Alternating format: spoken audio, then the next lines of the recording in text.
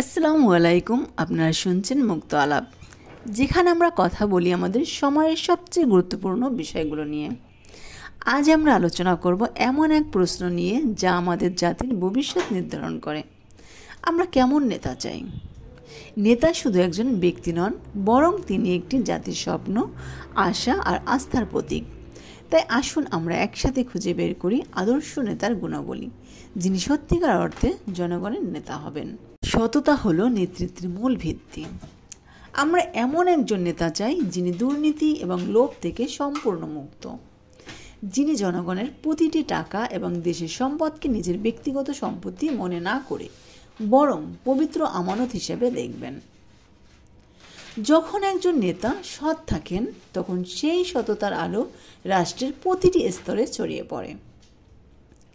দেশের নাগরিকরা তখন অনুভব করে যে তাদের কষ্ট অর্জিত ট্যাক্সের টাকা সঠিকভাবে জনকল্যাণে ব্যয় হচ্ছে।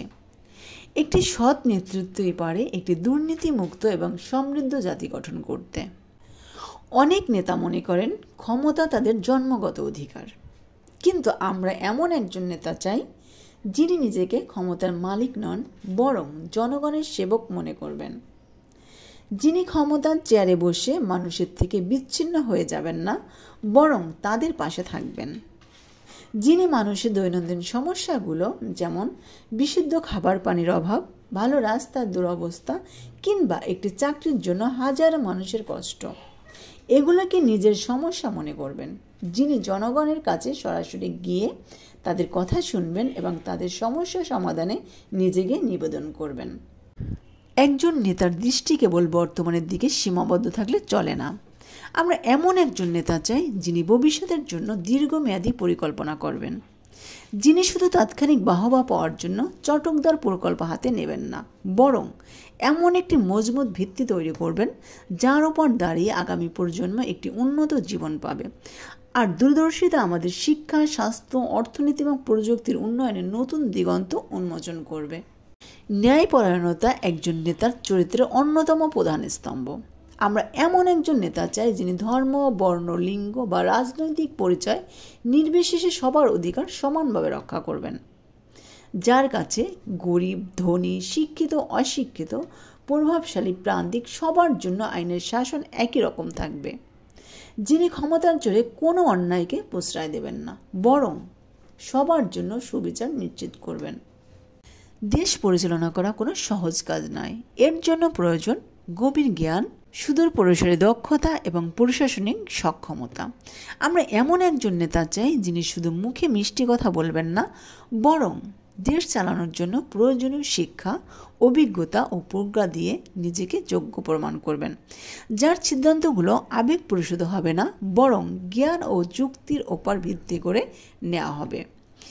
যার যোগ্যতা দেশের অর্থনীতি, আন্তর্জাতিক সম্পর্ক এবং সামাজিক উন্নয়নের নতুন মাত্রা যোগ করবে।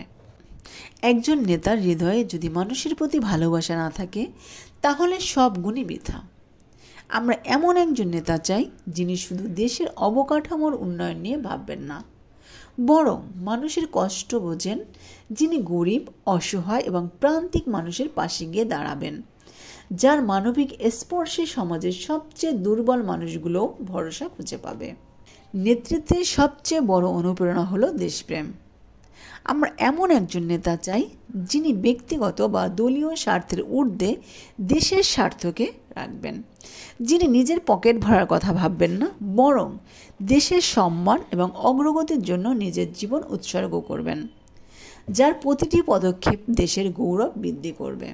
গণতান্ত্রিক ব্যবস্থা একজন নেতার জন্য জনগণের সাথে সরাসরি যোগাযোগ রাখা অপরিহার্য।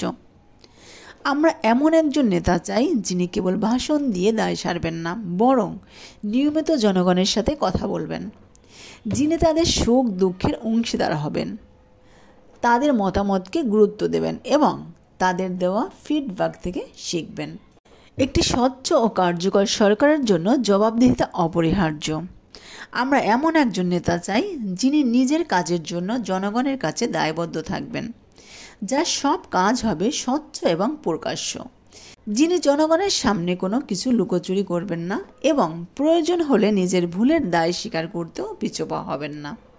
নির্বাচনে একজন নেতা একটি দলের হয়ে লড়েন, কিন্তু জয়ী হওয়ার পরে তাকে পুরো দেশের নেতা হতে হয়। আমরা এমন একজন নেতা চাই যিনি দলীয় সংকীর্ণতার ঊর্ধ্বে উঠে জাতীয় স্বার্থকে অগ্রাধিকার দেবেন, যিনি দলের বাইরের মানুষের প্রতিও সমানভাবে যত্নশীল থাকবেন এবং সবার জন্য কাজ করবেন। প্রিয় শ্রদ্ধা, আজ আমরা আলোচনা করছি একজন আদর্শ নেতার গুণাবলী নিয়ে। সততা থেকে শুরু করে দেশপ্রেম, ন্যায়পরায়ণতা থেকে জবাবদিহিতা, এই প্রতিটি গুণই শুধু একজন নেতার নয়, বরং একটি জাতির ভবিষ্যতের ভিত্তি। আমরা চাই এমন নেতা যিনি দল নয়, পুরো দেশের নেতা হবেন, যিনি ক্ষমতার সিংহাসনে বসে নয়, জনগণের হৃদয়ে স্থান করে নেবেন। আপনারা কি মনে করেন, একজন আদর্শ নেতার সবচেয়ে বড় গুণ কোনটি হওয়া উচিত? আপনাদের মতামত আমাদের জানাতে ভুলবেন না। আজ এখানেই শেষ করছি। ভালো থাকুন, নিরাপদ থাকুন আর স্বপ্ন দেখুন একটি সৎ, ন্যায়ভিত্তিক ও সমৃদ্ধ দেশের।